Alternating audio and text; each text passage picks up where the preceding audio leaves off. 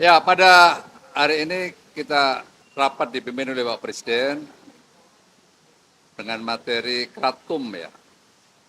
Karena Kratum satu sisi sebuah potensi. Karena apa? Karena ada 18.000 keluarga lebih di Kalimantan Barat. Itu hidupnya banyak tergantung dari Kratum. Berikutnya juga pertumbuhan pohonnya Kratum ini bisa menjadi kekuatan bagi menjaga kelestarian lingkungan.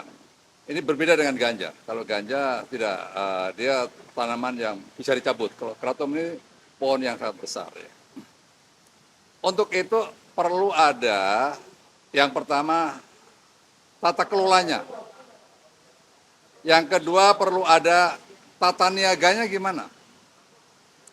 Berikutnya yang ketiga adalah legalitasnya. Dari Kementerian Kesehatan mengatakan bahwa Kratum tidak masuk dalam kategori narkotika. Ya. Berikutnya, untuk itu maka perlu diatur dengan baik dan BRIN, kita sudah meminta kepada BRIN untuk melakukan penelitian atas Kratum ini. Berikutnya memang ada, ya, seditifnya ada, tapi dalam jumlah tertentu.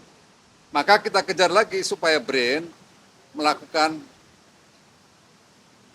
langkah riset lanjutan untuk mengetahui seberapa besar sesungguhnya ini berbahaya. Maka tadi arahan Bapak Presiden, ya, yang pertama supaya Kementerian Kesehatan, BRIN, dan juga BP POM untuk melanjutkan riset. Sesungguhnya yang aman itu seperti apa bagi masyarakat. Berikutnya Kemendak untuk mengatur tata niaganya agar menuju standarisasi.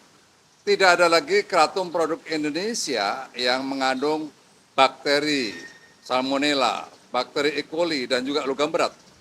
Karena beberapa eksportir kita di-reject barangnya gara-gara mengandung itu. Kenapa itu terjadi? Karena belum diatur tata niaganya dengan baik. Berikutnya, perlu ada standarisasi dan proses produksinya. Itu diawasi. Oleh siapa? Nah, tadi mungkin aturannya ditentukan oleh BP POM, tapi nanti para produsen itu disurvei oleh surveyor, sehingga standar itu betul-betul terpenuhi dengan baik. Berikutnya, Kemendak akan menentukan eksportir terbatas, agar tidak semua bisa ekspor yang akhirnya tidak terjaga dengan baik kualitasnya. Itu kira-kira berapa poin yang disepakati dalam rapat tersebut. Ya, kalau saya tadi sampaikan ke Bapak Presiden, harapan saya ke BRIN pada Agustus ini selesai, gitu, ya. Karena riset sedang juga berjalan. Nah, ini kan masih ada dalam penelitian, apakah masih bisa dikonsumsi, Pak?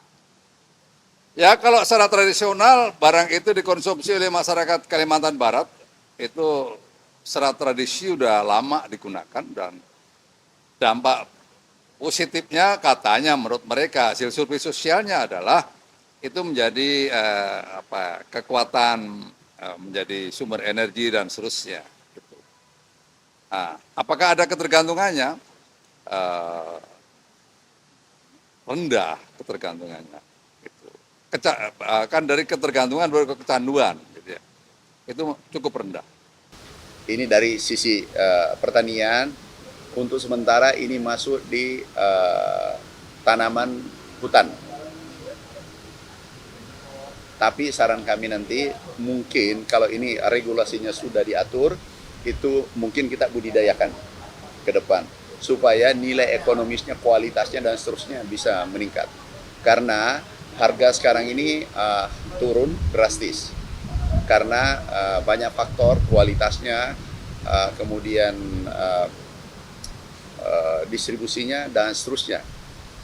Kalau nanti sudah ditentukan katakanlah Kementerian Pertanian menjadi di bawah Kementerian Pertanian, kami bisa melakukan pembinaan dan dibentuk dalam bentuk korporasi. koperasi kita korporasikan. Sehingga bisa tertata dan kualitasnya nanti terjamin. Itu dari segi pertanian, dari pandangan dari pertanian. Potensi produksinya berapa Pak Kratom per tahun? Sekarang ini jumlah petani saja itu ada, kami terima data 10.000, tetapi tadi Pak KSP menyampaikan sudah 18.000 petaninya. Ini kan di kehutanan, di hutan. Ini kan tanaman di hutan. Nah nanti bisa kita budidayakan, bisa kita tata, tapi dalam bentuk korporasi. Kalau ada koperasi yang mengelola, ini kita korporasikan. Sehingga kualitasnya terjamin, kuantitasnya terjamin, karena itu syarat untuk ekspor. Kalau kualitasnya terjamin, pasti otomatis meningkatkan kesejahteraan petani kita.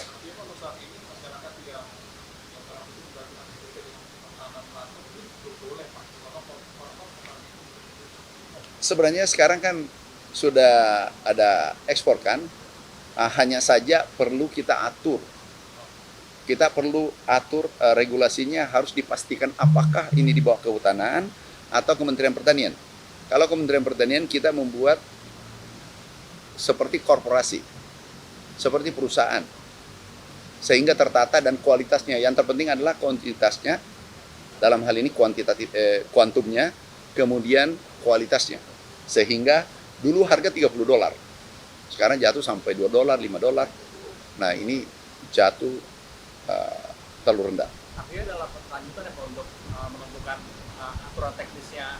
Kita tunggu nanti regulasi, begitu regulasinya sudah ada, budidayanya insya Allah mudah. Kenapa? Karena harganya baik, harganya bagus. Pernah mencapai $30.